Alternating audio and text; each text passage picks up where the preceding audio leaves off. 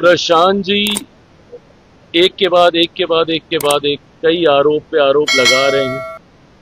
ये सही मायनों में कुछ तथ्यों के साथ वो जानकारी साझा कर रहे हैं या सिर्फ आरोप लगा रहे हैं। मैं मानता हूं कि ये तमाम बातें जांच का विषय है। जिन जिन के ऊपर आरोप लगाए गए हैं वो पूरी तरीके से सक्षम हैं अपना पक्ष रखने के लिए। उनमें से कुछ नेता ने बहुत प्रमुखता से मानहानि का दावा भी किया है। आज आप अपने आप को 21वीं सदी का बोलते हैं और ये आप सोच रखते हैं कि भैया किसको हम किस जाति में हम बांट के देखें और कौन किस जाति का वोट बैंक बनना चाहता है और कौन किस जाति को अपना वोट बैंक बनाना चाहता है। इसी सोच ने तो बिहार को बर्बाद किया है। जो विपक्ष सपने दिखाता रहा था बिहार को कि हम आएंगे तो हम ऐसा करेंगे, हम आएंगे तो हम ऐसा करेंगे। अरे प्रभु, दिए तो थे आपको 15 साल। इतनी ही चिंता और इतने ही विजनरी आप थे और आपका परिवार था, तो क्यों नहीं आपने उस वक्त इन योजनाओं को अपने धरातल पर उतार दिया था। नेता बार बार हम इस बात को कह रहे हैं कि भाई इससे केंद्र सरकार का क्या लेना देना है। एसआईआर से आएगी, आपको कोई शिकायत होगी, कुछ अच्छा लगेगा, अच्छा भी चुनाव आयोग के सर, शिकायत होगी तो भी चुनाव आयोग के सर। बट हाँ, ये अपेक्षित भी आ जाएगी, देखते हैं उसमें क्या रहता है। ईबीसी को वोट का देखा है, उठा रहे और कह ईबीसी का वोट बैंक तो पहले वोट बैंक को समझते थे, लेकिन अब वोट बैंक को पावर बैंक का बन गया है, यूज किया है। देखिए, ईबीसी, ओबीसी, दलित, महादलित, ये सारी सोच नेता प्रतिपक्ष की हो सकती है। मैंने आज तक कभी किसी बिहारी को ना ईबीसी समझा, ना ओबीसी समझा, ना दलित समझा, ना महादलित समझा, ना अगड़ा समझा, ना पिछड़ा समझा, ना हिंदू समझा, ना मुस्लिम समझा। मेरे लिए बिहारी बिहारी। मैं बात करूंगा तो 14 करोड़ बिहारियों की बात करूंगा, बिहार फर्स्ट की बात करूंगा, बिहारी फर्स्ट की बात करूंगा, और यही सोच ने बिहार को बर्बाद किया। आज आप अपने आप को 21वीं सदी का बोलते हैं और ये आप सोच रखते हैं कि भैया किसको हम किस जाति में हम बांट के देखें और कौन किस जाति का वोट बैंक बनना चाहता है और कौन किस जाति को अपना वोट बैंक बनाना चाहता है। इसी का वोट बैंक बना के आप सोचने की बात कर रहे हैं। पर ये लोग तो सोचेंगे ही ना, जो एमवाई को तमगे की तरह सीने पे चला टांग के चलते हैं। क्या है एमवाई? यही सब तो है, जातीयता सांप्रदायिकता में बिहार बिहारियों को बांटना। भाई हम भी एमवाई की बात करते हैं, बट हमारे एमवाई में महिला हैं जो कि देश दुनिया की आधी आबादी है। हमारे वाई में युवा हैं जो कि देश की, हमारे बिहार की सबसे बड़ी आबादी है।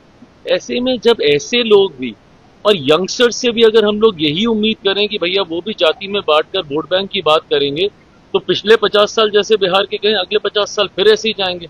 अगली पीढ़ी फिर ऐसे ही जातियों और धर्म में बंटकर बर्बाद होने का काम करेगी। कम से कम युवाओं को इस तरीके से जाति में बिहारियों को बांटकर बात करने की सोच नहीं रखनी चाहिए। एक बड़ा सवाल तेजस्वी ने उठाया आंकड़ों के साथ, 20 लाख बजट का पैसा है और 7 लाख करोड़ की योजना का उद्घाटन प्रधानमंत्री और नीतीश कुमार ने दावा कर रहे, धोखा कर रहे, कैसे पूरा, और कुछ भ्रष्टाचारी अधिकारी और मंत्रियों का लिस्ट है जो खुलासा कर। दिक्कत यह है कि विपक्ष घबरा गया है और ये स्वाभाविक भी है। जिस तरीके से एक के बाद एक के बाद एक के बाद एक केंद्र सरकार और राज्य सरकार, मेरे प्रधानमंत्री आदरणीय नरेंद्र मोदी जी और बिहार के मुख्यमंत्री नीतीश कुमार जी ने मिलकर न सिर्फ योजनाओं की घोषणा करने का काम किया है, उनको धरातल पर भी उतारने का कार्य किया। मुझे खुशी इस बात की कि मेरे प्रधानमंत्री ने सिर्फ शिलान्यास नहीं किया, उन्होंने उद्घाटन भी किए हैं और कई ऐसी जन कल्याण की योजना जिसको लागू करने का काम किया, जो विपक्ष सपने दिखाता रहा था बिहार को कि हम आएंगे तो हम ऐसा करेंगे, हम आएंगे तो हम ऐसा करेंगे। अरे प्रभु, दिए तो थे आपको 15 साल। इतनी ही चिंता और इतने ही विजनरी आप थे और आपका परिवार था, तो क्यों नहीं आपने उस वक्त इन योजनाओं को अपने धरातल पर उतार दिया था।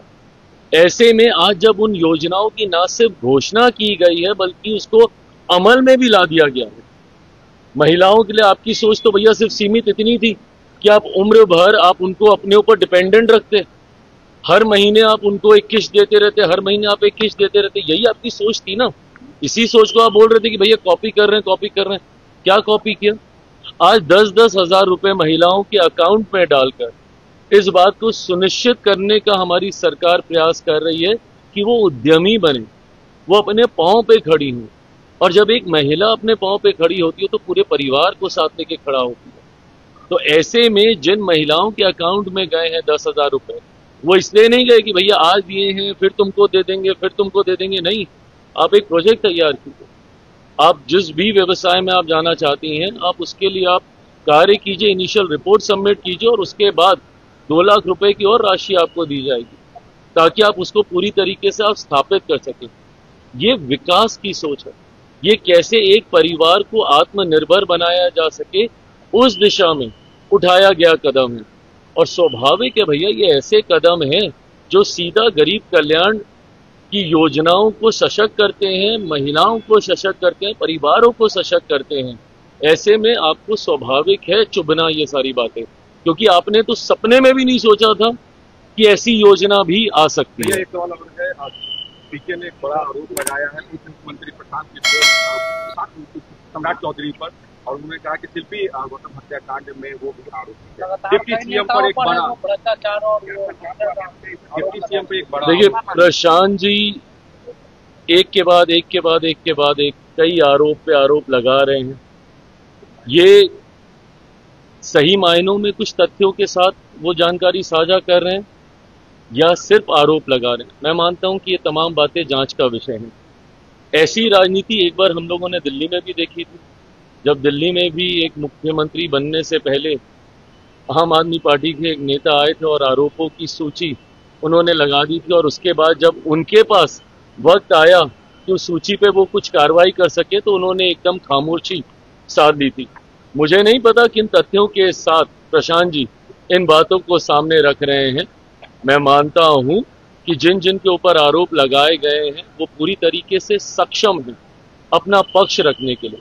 उनमें से कुछ नेता ने बहुत प्रमुखता से मानहानि का दावा भी किया है, और भी जो स्पष्टीकरण की जरूरत पड़ेगी समय समय पर ये आरोप लगाएंगे, वो जवाब देंगे। दूध का दूध, पानी का पानी अपने आप होगा।